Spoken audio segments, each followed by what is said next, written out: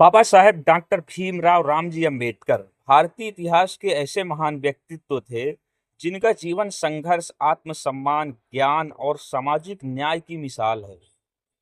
उनका जन्म 14 अप्रैल 1891 को मध्य प्रदेश के महू नामक स्थान पर हुआ था। उनका बचपन अत्यंत कठिन परिस्थितियों में बीता। वे जिस समाज में पैदा हुए वहां छुआछूत और अपमान का सामना करना पड़ा। स्कूल में उन्हें अलग बैठाया जाता था। पानी तक पीने के लिए किसी ऊंची जाति के व्यक्ति की जरूरत पड़ती थी। लेकिन इन अपमानों ने उन्हें तोड़ा नहीं, बल्कि भीतर आग जला दी, ज्ञान और अधिकार की लड़ाई लड़ने की। बाबा साहेब बचपन से ही पढ़ाई में तेज थे। गरीबी और सामाजिक भेदभाव के बावजूद उन्होंने शिक्षा को अपना सबसे बड़ा हथियार बनाया। उन्होंने बॉम्बे विश्वविद्यालय से पढ़ाई की, फिर अमेरिका के कोलंबिया विश्वविद्यालय और इंग्लैंड के लंदन स्कूल ऑफ इकोनॉमिक्स से उच्च शिक्षा प्राप्त की। उस समय किसी दलित व्यक्ति का विदेश जाकर पढ़ना अपने आप में क्रांति था। बाबा साहेब मानते थे कि शिक्षा वह शेरनी का दूध है, जो उसे पिएगा वही दहाड़ेगा। उनके लिए शिक्षा केवल नौकरी पाने का साधन नहीं थी, बल्कि गुलामी की जंजीरों को तोड़ने का रास्ता थी। भारत लौटने के बाद बाबा साहेब ने देखा कि समाज की हालत जस की तस है। दलितों को मंदिर में प्रवेश नहीं, सार्वजनिक कुओं में पानी पीने तक का इजाजत नहीं। उन्होंने लेखन, भाषण और आंदोलनों के माध्यम से इस अन्याय के खिलाफ आवाज उठाई। महाड़ सत्याग्रह इसका सबसे बड़ा उदाहरण है, जहां उन्होंने दलितों को सार्वजनिक जल स्रोत से पानी पीने का अधिकार दिलाने के लिए संघर्ष किया। यह केवल पानी का सवाल नहीं था, यह सम्मान और आत्मसम्मान का प्रश्न था। बाबा साहेब एक महान विचारक थे। उन्होंने हिंदू समाज की जाति व्यवस्था की कठोर आलोचना की। उनकी प्रसिद्ध पुस्तक जाति का विनाश में उन्होंने साफ कहा है कि जब तक जाति रहेगी तब तक समानता संभव नहीं।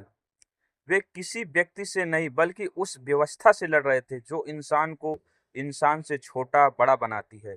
उनका मानना था कि समाज तभी आगे बढ़ेगा जब हर व्यक्ति को बराबरी का दर्जा मिलेगा।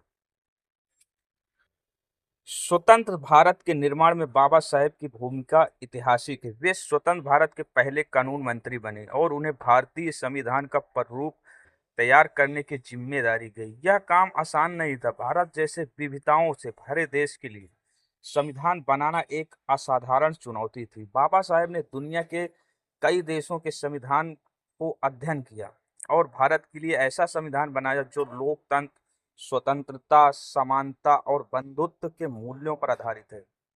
संविधान में दिए गए मौलिक अधिकारों ने करोड़ों शोषितों को कानूनी ताकत दी। बाबा साहेब केवल दलितों के नेता नहीं थे, बल्कि वे हर उस व्यक्ति के नेता थे जो न्याय और बराबरी में विश्वास करता है। उन्होंने महिलाओं के अधिकारों के लिए भी जोरदार आवाज उठाई। हिंदू कोड बिल के माध्यम से वे महिलाओं को संपत्ति और सम्मान अधिकार देना चाहते थे। हालांकि उस समय उन्हें भारी विरोध का सामना करना पड़ा और बिल पूरा पास नहीं हो सका, लेकिन उनके विचारों ने भविष्य की दिशा तय कर दी।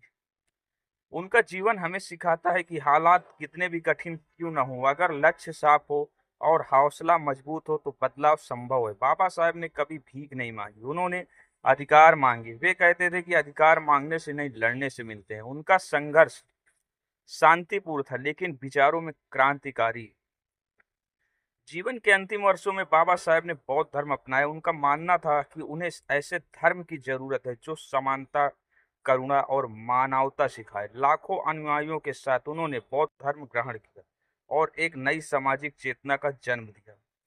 यह केवल धर्म परिवर्तन नहीं था, बल्कि आत्मसम्मान की घोषणा थी। 6 दिसंबर 1956 को बाबा साहेब का निधन हो गया, लेकिन उनके विचार आज भी जीवित है। हर वह व्यक्ति जो अन्याय के खिलाफ खड़ा होता है, कहीं ना कहीं बाबा साहेब की सोच को आगे बढ़ाता है। आज भी भारत में जब संविधान की बात होती है तो बाबा साहेब का नाम श्रद्धा से लिया जाता है। वे केवल इतिहास के पन्नों में नहीं, बल्कि हर उस दिल में बसते हैं जो बराबरी और इंसानियत पर विश्वास करता है। बाबा साहेब का जीवन हमें यह सिखाता है कि असली पूजा किसी व्यक्ति की मूर्ति की नहीं, बल्कि उसके विचारों की होती है। अगर हम सच में उन्हें सम्मान देना चाहते हैं तो हमें जाति भेदभाव और नफरत को खत्म करना होगा। शिक्षा को अपनाना होगा, संविधान को समझना होगा और अपने अधिकारों के साथ साथ कर्तव्यों को भी निभाना होगा। यही बाबा साहेब की सच्ची श्रद्धांजलि होगी। दोस्तों, अगर बाबा साहेब के बारे में कुछ नॉलेज हुआ तो आप लोग वीडियो को लाइक करो, चैनल को सब्सक्राइब करो और कमेंट में जय भीम लिखो।